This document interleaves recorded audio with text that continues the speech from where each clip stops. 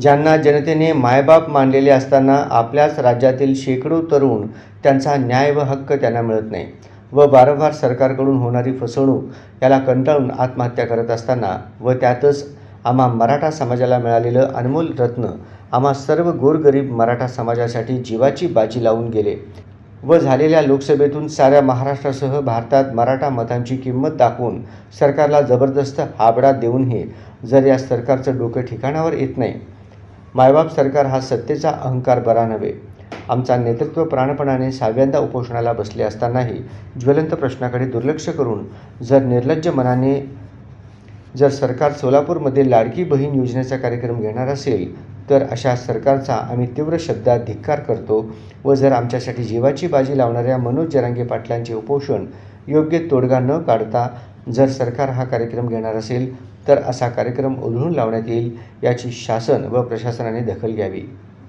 असे सकल मराठा समाज शहर व जिल्हा सोलापूर यांच्या वतीने सांगण्यात येते। सुद्धा मनोज जरांगे पाटलांच्या उपोषणाचा आज 3रा दिवस आहे। अजूनही सरकारने योग्य तो मार्ग काढण्यासाठी हैदराबाद गॅजेट असेल, मुंबई गॅजेट असेल किंवा सातारा गॅजेट असेल,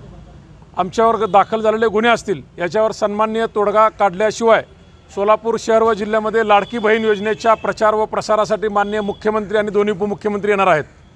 जर मनोज जरांगे पाटलांचं उपोषण योग्य तो सकारात्मक मार्ग न काढता जर तुम्ही सोलापुरात पाऊल ठेवाल तर मुख्यमंत्री साहेब याद राखा, लाडक्या बहिणी लाडका भाऊ संघर्ष योद्धा मनोज जरांगे पाटलांसाठी हा कार्यक्रम उधळून लावतील आणि तुम्ही सोलापूर जिल्ह्यात तुम्हाला ही सकल मराठा बांधव पाय ठेवू देणार नाहीत। आमच्या आंदोलनाला वर्षपूर्ती होऊन या वर्षभरात 6व्यांदा उपोषण करूनही आमची जर तुम्ही दखल घेणार असाल,